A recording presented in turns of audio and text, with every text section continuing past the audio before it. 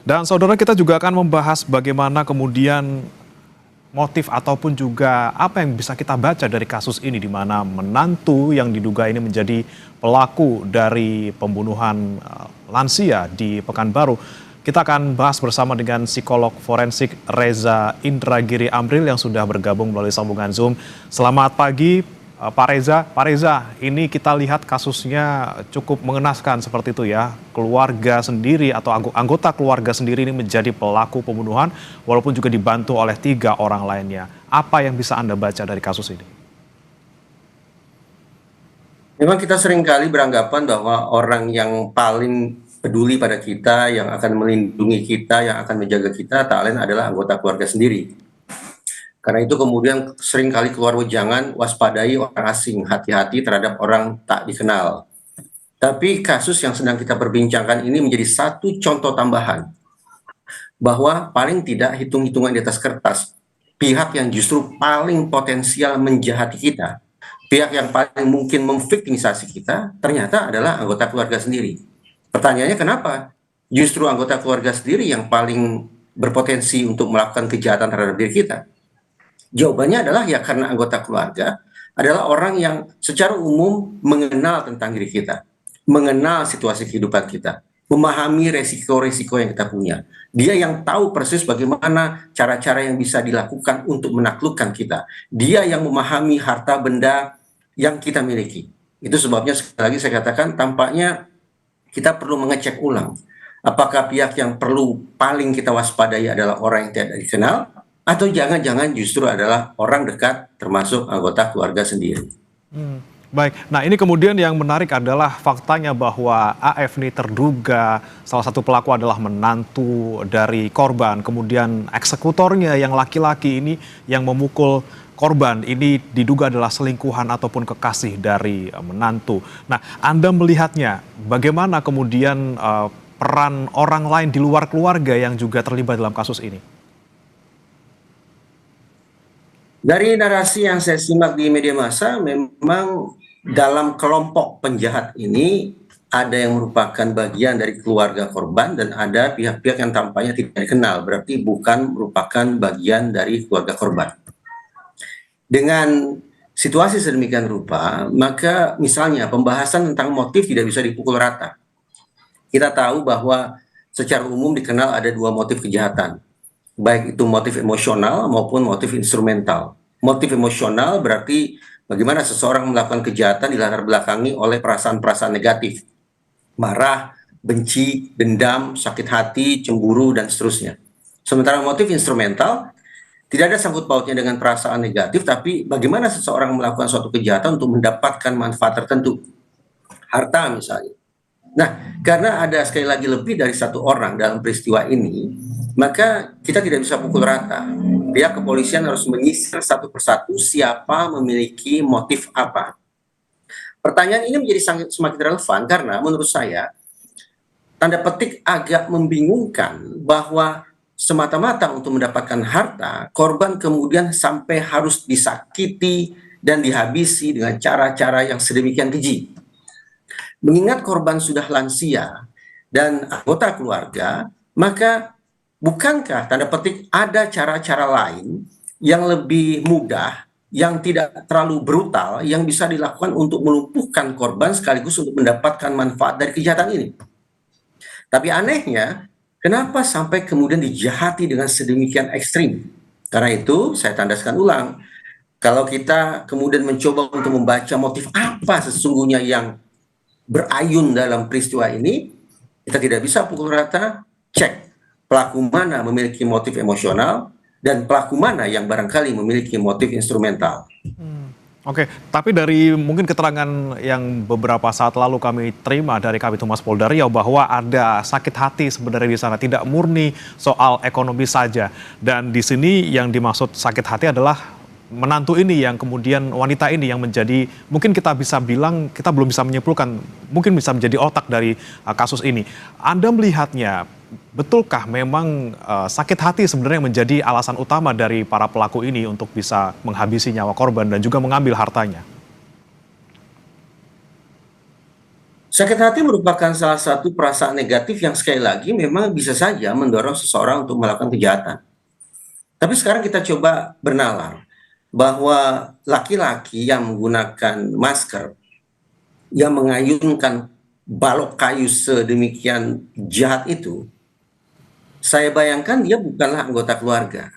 Saya bayangkan dia tidak memiliki perasaan negatif apapun terhadap korban. Sehingga benarkah seluruh pelaku ini bergerak ke rumah itu menjahati korban dengan tujuan untuk meluapkan perasaan sakit hati mereka? Saya masih mempertanyakan itu. Polisi yang akan menginvestigasinya.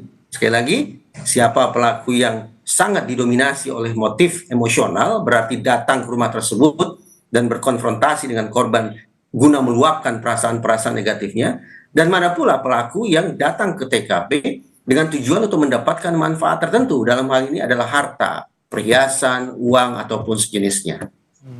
Nah, kalau kita melihat mungkin peran dari masing-masing pelaku, ada 4 orang di sana. Satu ini sebagai menantu, kemudian eksekutornya adalah laki-laki itu.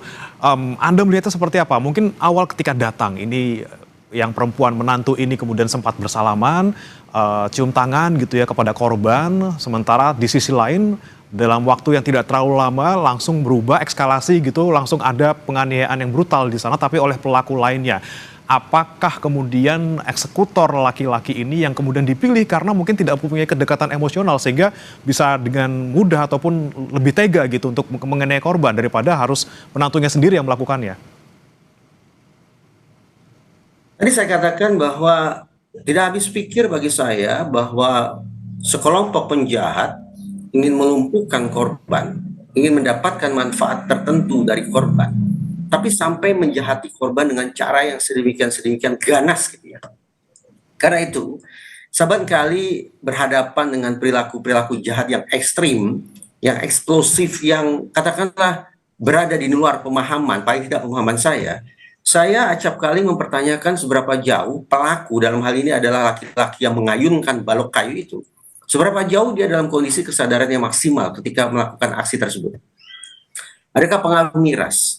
Adakah pengaruh narkoba? Sampai dia sekali lagi, hitung-hitungan di atas kertas, tidak perlu melakukan tindakan yang sedemikian biadab untuk melumpuhkan korban itu. Nah, ini menjadi sebuah spekulasi yang beralasan untuk dikemukakan, sehingga perlu diinvestigasi oleh pihak kepolisian. Karena salah satu biang kerok mengapa manusia melakukan kejahatan adalah pengaruh miras. Ada 3 faktor utama, tetapi salah satunya adalah miras ataupun zat-zat kimia terlarang, nafza, katakanlah demikian. Nah, ini menjadi suatu hal yang sangat relevan untuk mengecek. Kenapa, saya ulangi, kenapa untuk melumpuhkan korban harus dilakukan sebuah langkah yang sedemikian penuh dengan kebencian kesan. Seolah-olah tidak cukup memiliki rasionalitas, tidak cukup memiliki penalaran yang tanda petik lebih sederhana, bahwa untuk menaklukkan seorang lansia yang notabene memiliki kedekatan keluarga dengan salah satu pelaku, bukankah bisa digunakan cara-cara yang lebih masuk akal, yang lebih sederhana, yang tanda petik tidak sekejam itu gitu. Mudah-mudahan pemirsa dan terlebih keluarga korban tidak salah tafsir dalam perkataan saya ini.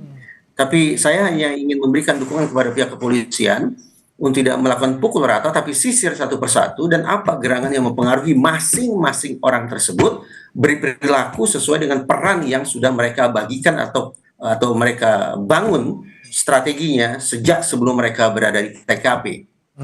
Demikian pula kalau kita tinjau bahwa karena pelaku ini berkelompok, saya mengatakan by template, secara template cetakan dasarnya, kalau kita bicara tentang aksi kejahatan secara berkelompok, kita perlu tahu siapa yang punya hajatan besar, artinya siapa yang paling punya kepentingan bagi terjadinya peristiwa ini.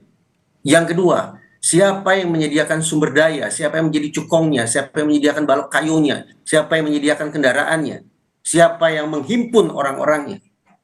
Yang ketiga, eksekutor, yaitu pihak yang secara langsung berhadap-hadapan frontal dengan korban. Berarti saya bayangkan dari rekaman CCTV tersebut adalah laki-laki yang mengenakan masker, yang mengayunkan balok kayu.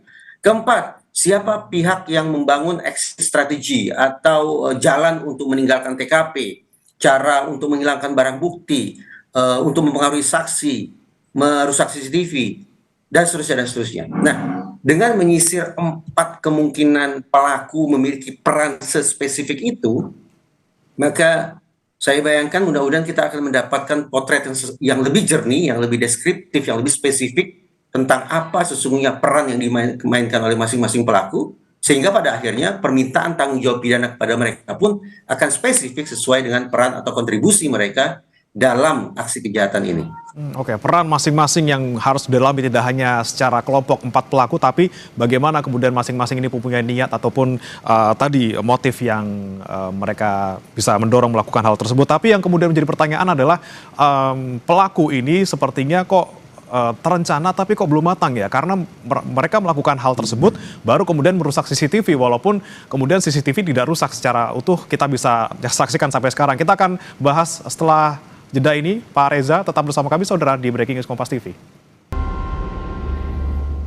Anda masih menyaksikan Breaking News Kompas TV. Saudara, polisi telah menangkap 4 pelaku pembunuhan lansia disertai perampokan di Pekanbaru Riau. 2 pelaku ditangkap di Aceh Tengah, sementara 2 pelaku lainnya ditangkap di Kota Binjai, Sumatera Utara. Korban sebelumnya dirampok dan tewas di rumahnya oleh 4 pelaku pada Rabu lalu. Pelaku juga mencuri barang berharga milik korban.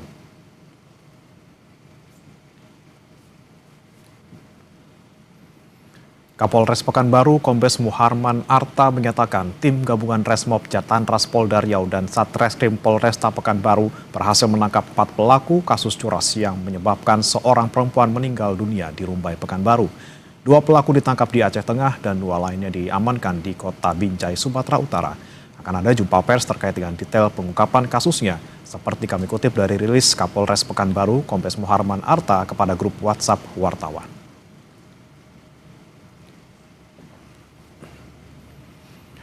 Kita lanjutkan kembali saudara perbincangan bersama dengan psikolog forensik Reza Indragiri. Pak Reza, kita lanjutkan kembali, tadi kita bicara soal CCTV yang menjadi bukti kuat dalam kasus ini. Upaya dari pelaku kemudian setelah melakukan hal tersebut berusaha merusak CCTV, dan juga dari CCTV kita lihat ada sesuatu benda yang diduga memang balok kayu yang sudah disiapkan sebelumnya. Ini bagaimana Anda melihatnya? Apakah sudah terencana tapi belum matang atau seperti apa sebenarnya? Saya pada dasarnya mengapresiasi ya kerja kepolisian, tetapi menyimak pernyataan Kapolres yang saya baca tadi teksnya di layar Kompas TV, ternyata Kapolres memakai kosakata curas, pencurian dengan kekerasan. Berarti pokok kejahatannya ada pada pencuriannya.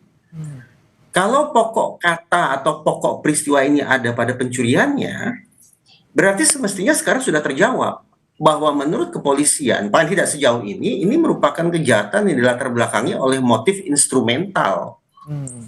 Yaitu bagaimana pelaku atau para pelaku melancarkan aksinya untuk mencuri, untuk mendapatkan manfaat tertentu. Karena mencuri, ya saya bayangkan manfaat yang ingin diperoleh oleh para pelaku adalah harta, uang, perhiasan atau sejenisnya.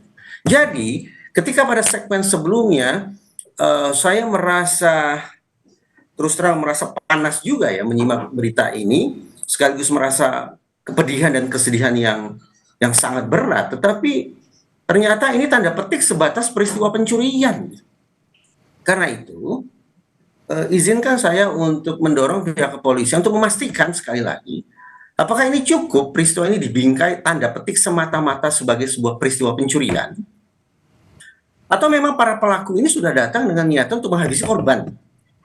Karena kalau ternyata peristiwa ini tanda petik sebatas peristiwa pencurian, betapapun disertai kekerasan, ekspektasi sebagian masyarakat bahwa para pelaku dihukum berat, dikenakan pasal pembunuhan berencana misalnya, akan menjadi isapan jempol belaka gitu. Kita akan menelan pil pahit karena ternyata peristiwa yang mengerikan sekaligus menyedihkan ini adalah peristiwa pencurian yang disertai dengan kekerasan.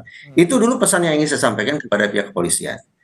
Nah, kalau kemudian kita bersepakat bahwa peristiwa ini harus dipotret sebagai sebuah kejahatan berencana, apalagi pembunuhan berencana, maka ya secara sederhana tampaknya kita akan bersepakat ini memang berencana. Ada sekian banyak orang datang ke lokasi Tidak mungkin spontan mereka datang dari tempat terpisah, datang ke TKP, ujuk-ujuk punya kepentingan yang sama, tampaknya mustahil. Mereka datang secara terencana, berhimpun sedemikian rupa untuk datang menemui korban.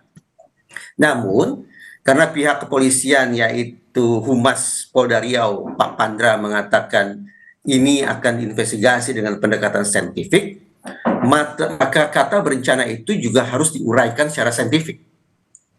Kata berencana ketika diurai secara saintifik dengan menggunakan psikologi forensik, maka berencana itu harus dipastikan bahwa di benak pelaku atau para pelaku sudah tersedia 4 unsur, 4 elemen, yaitu target, insentif, sumber daya, dan resiko. Target artinya para pelaku itu sebelum datang ke TKP tahu persis siapa gerangan pihak atau manusia yang akan mereka incar. Dan manusia yang akan diincar tersebut akan diapakan nantinya. Itu sudah harus terumuskan, sudah harus disepakati oleh para pelaku sebelum mereka sampai di TKP. Itu target. Elemen yang kedua, insentif. Mereka juga harus bersepakat sebelum sampai di TKP. Kita ini ingin mendapatkan manfaat atau insentif apa? Apakah mendapatkan harta? Ataukah menghilangkan nyawa manusia sebagai sebuah bentuk luapan perasaan negatif terhadap target? Itu harus dirumuskan. Ataukah kedua-duanya? Dapat harta iya, menghilangkan nyawa pun iya. Yang ketiga, sumber daya. Dalam peristiwa yang saya saksikan ini, sumber daya utamanya apa? Untuk menjahati korban adalah balok kayu. Oh ya, masuk catatan kaki sedikit ya. Kalau sebatas yang saya lihat di layar laptop saya ini, ketika laki-laki yang mengenakan masker hitam itu memasuki pagar dan sampai di pintu depan, dia membawa balok kayu atau tidak ya? Di mata saya kok dia tidak membawa alat apapun ya, tidak membawa balok kayu apapun ya. Sehingga jadi pertanyaan, di mana gerangan laki-laki itu mendapatkan balok kayu tersebut? Pak Reza, Sehingga untuk nanti kita bisa lihat nanti Pak Reza, sebenarnya nanti ada satu lagi pelaku laki-laki yang membawa barang seperti agak panjang dan besar dan tertutup jaket, seperti itu Pak. Ini kita lihat bersama-sama Pak. Oh benar ya, berarti kemungkinan ini nah sekarang saya sebetulnya sekarang sedang ingin berbicara tentang elemen yang ketiga, yaitu sumber daya. Apa gerangan instrumen yang dimiliki oleh para pelaku untuk melancarkan aksi jahatnya? Berarti terjawab sudah. Sebelum sampai di TKP, mereka sudah membekali diri dengan instrumen berupa balok kayu. Apalagi kendaraan bermotor. Keberadaan teman, karena mereka lebih dari satu orang, keberadaan teman pun sesungguhnya merupakan sebuah sumber daya. Jadi pada elemen yang ketiga, terkait dengan instrumen atau sumber daya kejahatan ini terjawab sudah. Nah, masuk ke elemen yang keempat, yaitu resiko. Pada titik ini, saya membayangkan para pelaku sama sekali tidak menduga bahwa ternyata di rumah tersebut tersedia CCTV. Kalau mereka sudah memahami atau mengetahui bahwa di situ ada CCTV, maka jangan salah tafsir. Bukankah semestinya urut-urutan berpikir dan bekerjanya adalah rusak CCTV terlebih dahulu, baru kemudian melancarkan aksi? Bukan dibalik, melancarkan aksi baru merusak CCTV, menurut saya tidak logis. Gitu. Nah, karena itu saya katakan tadi, saya pikir kita semua bersepakat ini sebuah kejahatan berencana. Tapi agar betul-betul saintifik, maka kata berencana itu harus diuraikan sebagai suatu istilah yang terukur, bahwa di kepala para pelaku sudah tersedia target, insentif, sumber daya, dan resiko, yaitu kalkulasi resiko sebelum mereka sampai di TKP. Kalau 4 elemen itu dipastikan tersedia sebelum mereka masuk ke TKP, sebelum mereka melancarkan aksi, dan 4 elemen tersebut tersedia secara keseluruhan atau kumulatif, maka sah sudah. Ini memang merupakan kejahatan berencana. Tapi pertanyaannya, apakah perencanaan manusia atau perencanaan setiap pelaku kejahatan itu selalu sama? Ternyata tidak. Di dalam KUHP, kata berencana tidak dirinci lebih jauh. Misalnya, sangat terencana, sempurna terencana, kurang terencana, atau semacamnya. Tidak ada. Berencana di dalam KUHP hanya dirumuskan menjadi kata tunggal, yaitu berencana. Itu artinya menggiring kita untuk sampai pada pemikiran bahwa pelaku hanya punya 2 kemungkinan. Berencana atau tidak berencana.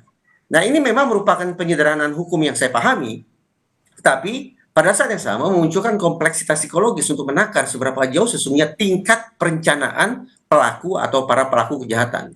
Karena realitasnya Dalam peristiwa ini misalnya, saya menakar ini merupakan sebuah kejahatan yang berencana, tetapi ada satu elemen yang tidak sungguh-sungguh direncanakan secara matang, yaitu paling tidak terkait dengan elemen resiko. Karena itu, ini berencana, tetapi tampaknya tidak sungguh-sungguh organized, tidak sungguh-sungguh well organized, tapi turun tingkatannya menjadi barangkali cukup terencana, atau agak terencana, atau semacam itu. Oke, agak atau cukup terencana karena elemen risiko tadi tidak diperhatikan ataupun luput dari perhatian pelaku sebelum melakukan aksinya. Nah, tadi kan sebelum ini kita soroti soal sebenarnya apa sih kasus utama dalam kasus ini gitu ya. Ini pencurian dengan kekerasan atau justru yang utama adalah untuk menghilangkan nyawa korban kemudian untuk harta menjadi sampingan ya seperti itu. Tapi mungkinkah Pak Reza, polisi kemudian sudah memberikan pernyataan awal bahwa ini adalah curas, ini berdasarkan kejadian sebelumnya di tanggal 8 April bahwa sempat ada pembobolan yang dilakukan oleh pelaku di rumah tersebut sehingga akhirnya korban ini memasang CCTV. Apakah kemudian peristiwa awal itu yang kemudian menjadi pertimbangan polisi untuk mengatakan di awal bahwa ini adalah pencurian dengan kekerasan? Walaupun nanti kita akan nantikan di jam 2 konferensi persnya terkait dengan motif ini. Kalau memang demikian kronologi peristiwa, yaitu tidak cukup hanya pada hari H, tapi harus mundur ke H-1, maka memang masuk akal bahwa paling tidak pihak kepolisian untuk pintu masuk akan menggunakan pasal terkait dengan pencurian. Jadi muncul persoalan ini. Kalau memang ini definitif merupakan kasus pencurian, maka terkait dengan hilangnya nyawa korban itu merupakan akibat apa? Merupakan sebuah akibat sebuah perencanaan untuk menghabisi korban atau sebuah tindakan sekonyong-konyong yang bahkan tidak terkoordinasi, yang secara impulsif, yang secara spontan, yang secara tidak terkendali dilakukan oleh laki-laki yang bermasker hitam itu. Nah, apa yang ingin saya katakan, sekali lagi, awalnya saya membayangkan ini sebagai sebuah kejahatan berencana yang lebih dari sekedar pencurian, karena tadi saya katakan hanya tanda petik untuk mencuri di rumah seorang lansia. Kenapa target harus dihabisi sedemikian rupa? Itu di luar nalar saya begitu. Tapi oke lah, anggaplah ini pencurian, tapi guna menjawab pertanyaan publik, barangkali juga memenuhi ekspektasi publik bahwa para pelaku dihukum seberat-beratnya, maka tidak ada pilihan, yaitu mencari pasal lain yang memungkinkan mereka dihukum lebih berat. Nah, pasal lain yang memungkinkan para pelaku dihukum lebih berat adalah ketika para pelaku naik kelas dari sebatas pelaku pencurian dengan kekerasan menjadi misalnya pelaku pembunuhan, apalagi pembunuhan berencana. Itu akan lebih, saya pikir akan menjadi lebih setara dengan ekspektasi publik. Kendati tentu saja kerja kepolisian tidak dalam rangka memuaskan keinginan publik semata, tidak. Secara normatif kerja kepolisian adalah memastikan bahwa proses penegakan hukum itu mencapai titik kepastian, kemanfaatan, dan keadilan serta kemanusiaan. Baik, baik. Pak Reza, kita tahan dulu Pak Reza. Kita akan ini bergabung melalui sambungan telepon juga dengan Kombes Zahwani Pandra Arsyad, Kabid Humas Polda Riau. Selamat pagi Pak Pandra. Ya, Assalamualaikum warahmatullahi wabarakatuh. Selamat pagi Mas Bram dan selamat pagi juga Bang Reza Indragiri. Waalaikumsalam Pak Pandra. Pak Pandra, ini kami ingin pastikan kembali terkait dengan kasus ini. Berarti tadi sempat Anda sebutkan juga di program sebelumnya bahwa 4 pelaku ini sudah ditangkap. Nah, untuk motifnya ataupun juga kasus utamanya ini Pak, sebenarnya kita bisa bilang ini adalah pencurian dengan kekerasan atau justru ini adalah sebuah pembunuhan berencana yang kemudian disertai dengan pengambilan harta korban. Ya, baik, perlu saya jelaskan di sini bahwa peristiwa yang terjadi pada tanggal 29 April ini tidak terlepas bagaimana adanya korban ya mengakibatkan meninggal dunia atas nama Dumaris Boru Sitio ya, Dianiwati Sitio ini. Ya, ini yang memang kami selalu mendalami. Penyebab pertamanya memang adanya hubungan antara pelaku ya, dalam hal ini adalah menantu daripada korban.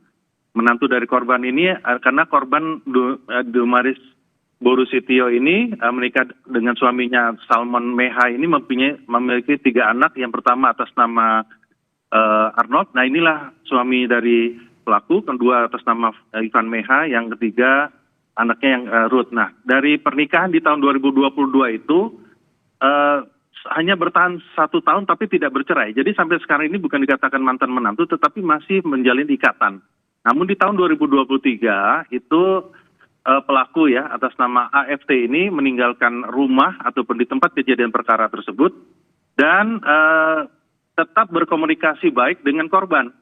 Artinya karena antara korban dengan pelaku ini hubungannya baik, tetapi juga ada perasaan-perasaan dari pelaku yang merasa mungkin karena dari segi sosial ekonomi dan sebagainya ya, merasa ada perlakuan verbal yang kurang pas gitu. Karena memang dari suami daripada pelaku ini ya, yang artinya anak dari pertama ini memang tidak mempunyai pekerjaan tetap dan memang ada yang perlu kebutuhan khusus dan sebagainya. Nah ini yang membuat kadang-kadang tidak terpenuhi, tetapi mungkin ada hal-hal yang punya niatan setelah dia keluar dari rumah tersebut dan berkenalan terhadap dengan 3 orang yang lain.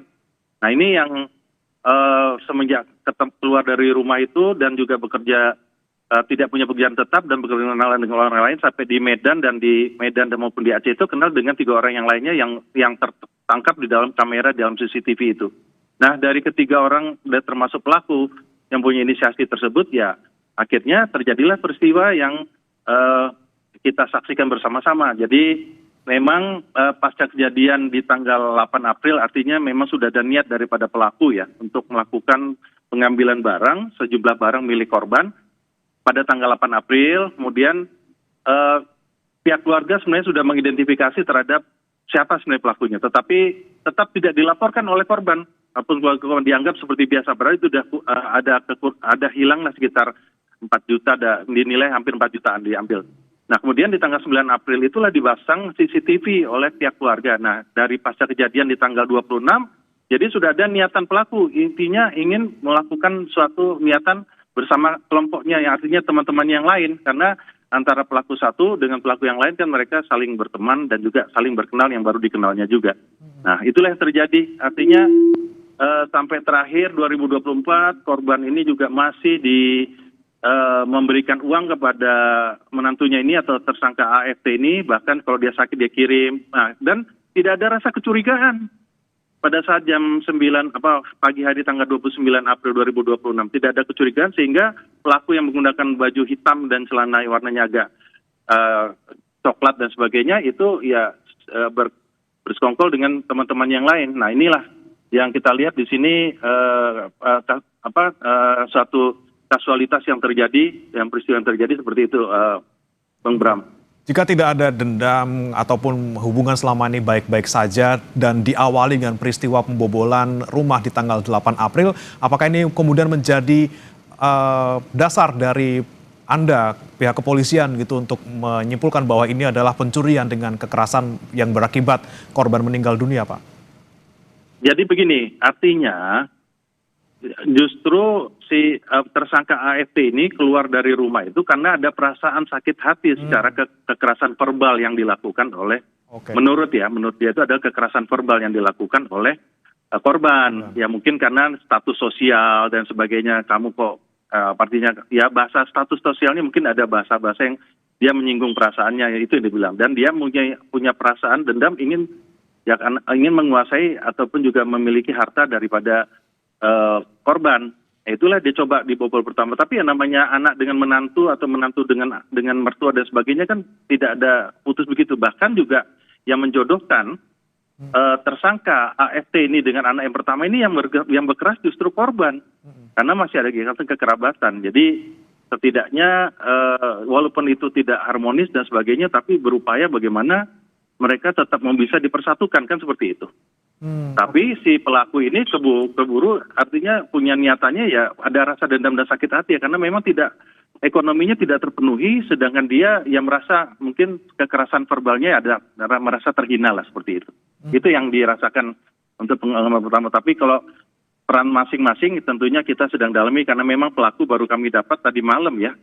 Tadi malam, dan juga Bapak Kapolda Riau Irjen Heri Heriawan juga memerintahkan untuk betul-betul dituntaskan secara profesional, secara scientific crime investigation, jadi betul-betul penyelidikan secara ilmiah, baik itu melibatkan semua pihak. Bahkan kita juga melakukan pendampingan psikologi atau yang kita sebut dengan PTSD atau post trauma stress disorder untuk keluarga korban yang mengalami trauma yang cukup mendalam. Begitu Mas Bram. Pak Pandra, izin kami ingin pastikan kembali untuk identitas dari keempat pelaku ini, Pak. Berarti untuk AF ini untuk saat ini statusnya masih menantu atau mantan menantu sebenarnya dari pemeriksaan sementara?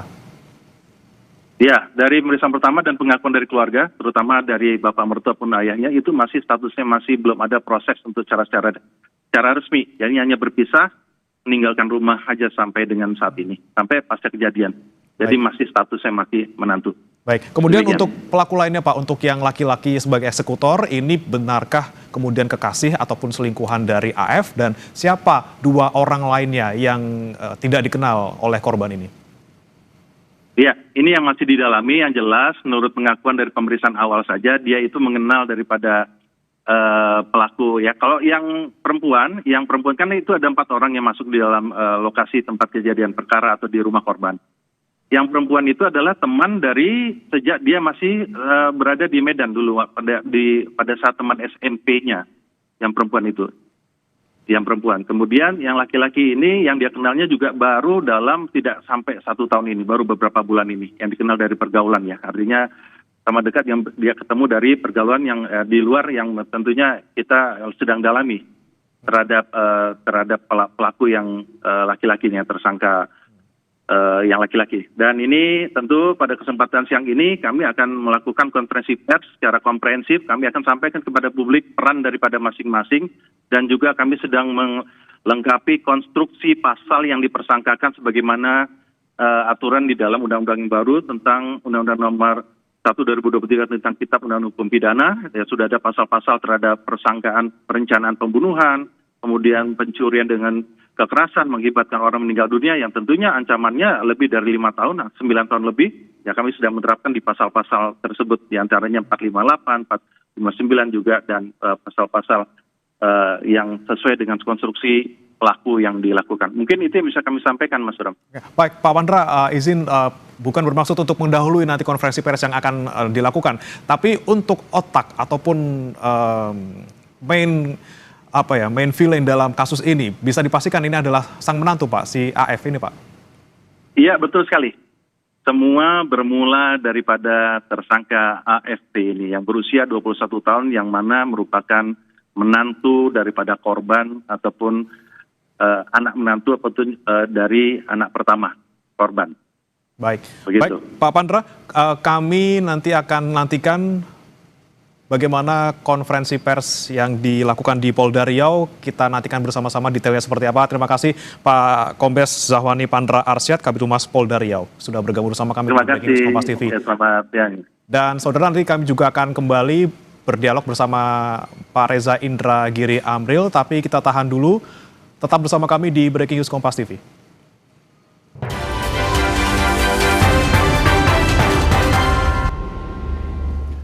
Ada kembali bersama kami di Breaking News Kompas TV. Saudara, kita kembali bergabung dengan psikolog forensik Reza Indra Giri Amril. Pak Reza, dari keterangan Pak Kabid Humas sebelum jeda tadi, Anda melihatnya arahnya bakal kemana Pak? Apakah tadi betul pencurian dengan kekerasan atau utamanya adalah pembunuhan terencana? Saya mencoba seksama mungkin menyimak pilihan kata yang dikemukakan oleh pihak kepolisian. Sekali lagi, kalau Kapolres menggunakan kosakata curas, itu yang saya baca di layar Kompas TV. Sementara Kombes Pandra selaku Humas Polda Riau di ujung wawancara tadi menggunakan diksi perencanaan pembunuhan. Kalau kita coba gandeng kata curas dengan perencanaan pembunuhan, maka justru terbuka bagi kita ruang untuk berasumsi bahwa meninggalnya korban bukan sesuatu yang menjadi target para pelaku. Bahwa korban meninggal dunia itu menyedihkan, sangat menyedihkan, tapi apakah benar para pelaku itu datang ke TKP untuk menghabisi korban? Tampaknya tidak. Kalau sekali lagi yang kita jadikan acuan adalah kata curas dan diksi perencanaan pembunuhan. Sah sudah. Kata curas maupun diksi perencanaan pembunuhan justru saya khawatirkan akan membuka ruang bagi peringanan sanksi pidana bagi para pelaku. Saya pribadi mencoba berempati kepada keluarga korban, ingin sekali lagi agar para pelaku ini dihukum berat. Nah, agar keinginan saya itu bisa terpenuhi, masuk akal kalau kemudian saya berharap pasal-pasal yang dikenakan kepada para pelaku adalah pasal-pasal yang lebih serius. Tidak sebatas curas, tidak sebatas perencanaan pembunuhan. Catatan penting, perencanaan pembunuhan beda dengan pembunuhan berencana. Kalau pembunuhan berencana, ancaman hukumannya maksimal. Bisa seumur hidup, bisa pula sampai hukuman mati. Tapi kalau perencanaan pembunuhan, apalagi curas, jauh dari itu. Karena itu, ya memang tampaknya kita memang harus menunggu sampai pihak Polda Riau melakukan jumpa pers, karena mudah-mudahan itulah titik final, titik puncak simpulan apa yang diperoleh oleh pihak kepolisian terkait dengan peristiwa yang sangat mengenaskan, sangat menyedihkan, sekaligus sangat menakutkan ini. Baik, kita nanti masih menantikan gitu ya apa kemudian yang akan dikenakan. Tapi jika kita mungkin melihat para pelaku yang menggunakan balok kayu, membawa balok kayu dari awal sebelum kejadian, ini kenapa kemudian balok kayu yang dipilih jika memang mereka mungkin merencanakan pembunuhan? Kenapa tidak yang lain misalnya pisau atau senjata tajam lain yang secara logika mungkin akan lebih mudah untuk menghabisi nyawa korban? Apakah mungkin ada pertimbangan lain bahwa agar TKP di sana lebih bersih atau mudah untuk tidak meninggalkan jejak seperti itu, Pak? Pertanyaan itu sudah terjawab dengan sendirinya. Sehingga justru mempertegas asumsi yang saya katakan sesaat lalu, bahwa boleh jadi para pelaku itu datang tidak dengan misi untuk mencabut nyawa korban. Benar korban kehilangan nyawa, korban meninggal dunia, tapi kondisi korban kehilangan nyawa itu bukan merupakan situasi yang diinginkan, apalagi direncanakan oleh para pelaku. Bukankah ada senjata lain, maaf kata ini ya, yang saya tafsir lagi, ada senjata lain, ada instrumen lain, ada sumber daya kejahatan lain yang bisa digunakan agar misalnya aksi itu bisa berlangsung lebih cepat, dan kemudian tidak meninggalkan jejak terlalu banyak di TKP. Ada cara-cara mencabut nyawa lain yang lebih efisien sekaligus ya katakanlah lebih bersih daripada itu. Karena itu memang patut dicek ulang ini. Dua hal yang perlu dicek ulang. Pertama, karena ada 4 pelaku, maka siapa memiliki motif apa tidak bisa dipukul rata. Termasuk kemungkinan adanya pelaku tertentu yang berada di bawah pengaruh zat-zat terlarang, di bawah pengaruh nafza, yang mengakibatkan kontrol perilaku yang bersangkutan menjadi sirna dan justru muncul dorongan-dorongan untuk menampilkan perilaku kekerasan yang sedemikian ekstrim. Itu adalah kemungkinan-kemungkinan yang bisa diakibatkan oleh orang yang menyalahgunakan nafza. Dan hal yang kedua yang juga perlu dipastikan adalah ini pokok pidananya apa? Aksi kejahatan ini intisarinya apa? Apakah sebuah operasi untuk mencabut nyawa manusia ataukah sebuah operasi untuk mendapatkan harta? Kalau memang bercampur baur antara dua kemungkinan itu, maka ya kembali lagi ke pokok pertanyaan pertama. Siapa sesungguhnya yang memiliki motif apa? Dua pertanyaan ini perlu dijawab secara definitif agar sekali lagi masing-masing orang dikenakan pasal yang tepat sehingga dimintai pertanggungjawaban secara pidana dengan sanksi pidana yang proporsional sesuai dengan perbuatan mereka. Kendati saya bayangkan bahwa masyarakat luas atau paling tidak saya pribadi berharap para pelaku dihukum berat. Oke, baik. Pak Reza, sebelum saya tutup, singkat saja Pak, ini kan yang menjadi kepiluan kita semua gitu, melihat bagaimana CCTV tersebut menampilkan adegan yang sadis seperti itu, yang kita tidak sangka adalah awalnya ini pelaku AF ini sempat mencium tangan seperti itu.